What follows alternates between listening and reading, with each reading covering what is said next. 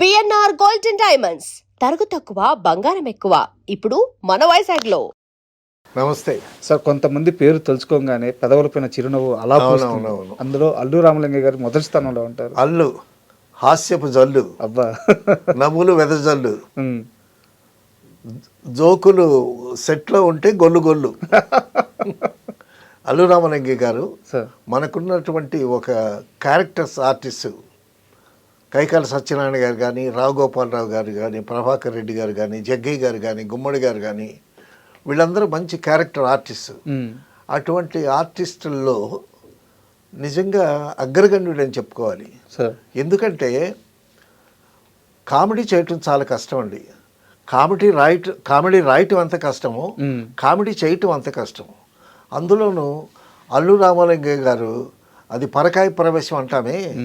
ఆయన సీన్ చదివిన తర్వాత ఒకసారి చదవమంటాడు, చదవమని మరొకసారి చదువు అంటాడు. మళ్ళా సీన్ చదివే కదా, నీకు అర్థమైందా అని అంటాడు. నాకు అర్థమైందండి అని అంటాను. నీకు అర్థమైతే అలాగే నాకు అర్థం అవ్వాలి, మళ్ళీ చదువు అంటాడు. అలాగా చదివించుకుని దాన్ని బాగా ఆకలింపు చేసుకుని తర్వాత ఆయనకి కాస్త మర్చిపోతుంటాడు. మర్చిపోతున్నా మూడు బాలేదు అంటాడు అని 5-6 టేకులు తీసుకుంటాడండి. 5-6 టేకులు తీసుకునేసరికి ఎదుటి ఆర్టిస్టు అలసిపోతాడు, ఎగ్జాస్ట్ అయిపోతాడు. 7వ టేక్కి ఈయన మంచి ఫార్ములా వచ్చి అద్భుతంగా చెప్తాడు. చెప్పేసరికి ఆ సీన్లో ఈయన బ్రైట్గా కనిపిస్తాడు. సో ఆ విధంగా అది ఆయన ఆ టెక్నిక్ ఉపయోగించుకుంటున్నాడు. మొత్తానికి సీన్లో మాత్రం అల్లు రామలింగయ్య గారు ఉంటే చాలా బ్రైట్గా కనిపిస్తాడు. ఆయనకి స్క్రిప్ట్ పేపర్ ఆయన స్వతహాగా చదువుకోవడం ఇష్టం ఉండదా? మనం చదవాలి, మనం చదివి వినిపిస్తే ఆ డైలాగ్ని ఎట్టా పలకాలి అనేది ఆలోచిస్తూ ఉంటాడు. ఇప్పుడు చదువుతూ ఉంటే కాన్సన్ట్రేషన్ అంతా పేపర్ మీద ఉంటుంది. ఇప్పుడు డైలాగ్ చదివేటప్పుడు ఆ సౌండ్ విని దాన్ని ఫాలో అవుతూ ఉంటాడు అనమాట. అదొక టెక్నిక్ ఆయనది. తర్వాత అండి ఆ ఏజ్లో కూడా ఏంటి గోపాలకృష్ణుడు సినిమాలో నాగేశ్వరరావు గారి పక్కన హీరో పక్కన జనరల్గా హీరో పక్కన ఒక యంగ్ కమెడియన్ ఉంటాడు. ఈయన కమెడియన్. గోపాలకృష్ణుడు సినిమా చేశాను నేను. సో పక్కన నాగేశ్వరరావు గారు, రామారావు గారు పెద్ద పెద్ద హీరోలు ఉన్నా కూడా తన పాత్రకి మాత్రం ఎంత న్యాయం చేయాలో అంత న్యాయం చేస్తాడు. సో తర్వాత సీన్ ఏదన్నా డౌట్ వచ్చిందనుకోండి, డైరెక్టర్ గారు సీన్ చప్పగా ఉందండి చెప్తారా అంటాడు. అని దానికి బ్లడ్ అండ్ ఫ్లెష్ ఎక్కించడానికి రైటర్ చేత డైరెక్టర్ చేత ఏదైనా యాడ్ చేసి తర్వాత ఆయన ఇంప్రూవైజ్ చేస్తాడు. విశ్వనాథ్ గారే ఇంప్రూవైజ్ చేస్తాడు. దాన్ని ఇంకా ఎన్హాన్స్ చేస్తాడు రామలింగయ్య గారు. అసలు సప్తపదిలో కానీ శంకరాభరణలో కానీ ఎటువంటి క్యారెక్టర్ చేశాడు నేను రామలింగయ్య గారు. ఆయన కమెడియన్ అనుకుంటాం కానీ చాలా గొప్ప క్యారెక్టర్ ఆర్టిస్ట్. ఆయన కామెడీ చేస్తాడు, తర్వాత ప్యాథాస్ చేస్తాడు. ఎటువంటి క్యారెక్టర్ అయినా సరే అద్భుతంగా చేస్తాడు.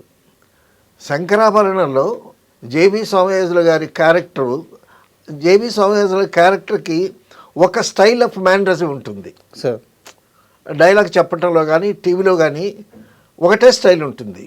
అల్లు రామలింగయ్యకి 2-3 కోణంలో యాక్ట్ చేస్తాడు. ఆ క్యారెక్టర్కే వేరియేషన్స్ ఉంటాయి. ఆ క్యారెక్టర్లో చాలా వేరియేషన్స్ యాక్ట్ చేసి చూపిస్తాడు.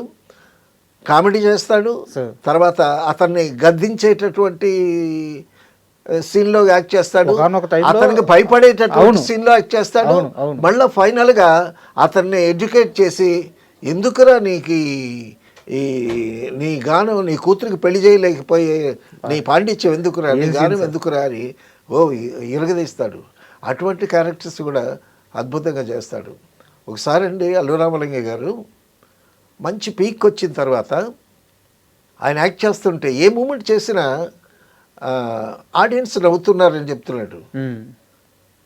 నేను ఏ మూమెంట్ చేసినా ఆడియన్స్ నవ్వుతున్నారు అని ఏడుస్తూ స్వాతంత్ర పోరాటం ఆ ఉద్యమంలో పాల్గొని జైల్లో ఉండేటప్పుడు ఒక్కడు పలకరించలేదు మమ్మల్ని, ఊరికే పిచ్చి గంతులు వేస్తే నవ్వుతున్నారు జనం అని సెట్లో ఏడ్చాడు. ఎంత బాధ ఉందో లోపల. తర్వాత ఆయన ఆర్టిస్ట్ అవ్వటానికి, అంత ఎదగటానికి ఎంత మదనపడ్డాడో. తర్వాత ఆయన హోమియోపతి వైద్యం అనుకుంటా చేసేవాడు. వేషాలు వెతుక్కుంటూ ఆయన పర్సనాలిటీ ఒక పెద్ద పర్సనాలిటీ కాదు కదా, ఒక మాదిరి పర్సనాలిటీ. ఆ పర్సనాలిటీతో కామెడీ వేషాలు వేసుకుంటూ, చిన్న చిన్న వేషాలు వేసుకుంటూ, ఎందుకు మగ మనసులో చిన్న వేషమే కదా. అవును. అందులో చేపలు పట్టే బోట్ నడిపేటటువంటి కో డ్రైవరు, అందులో డైలాగులు ఒక పక్క సొరచేపలు, ఒక సప్ప తెరచాపలు అంటాడు. తెరచాపలకి సొరచేపలకి కాంబినేషను. అట్టా కొన్ని సొంతంగా ప్రయోగాలు చేస్తారు డైలాగులు, ఇదని కాదు జనరల్గా ఆ విధంగా. తర్వాత ఎవరన్నా పెద్ద డైలాగులు చెప్పాడు అనుకోండి, ఓ ఓ ఓ అంటాడు, అది ఎగిరిపోద్ది. అవును. ఆయన్ని అల్లు రామలింగ గారు ఎదురుగా యాక్ట్ చేయటానికి చాలా కాషియస్గా ఉండాలి.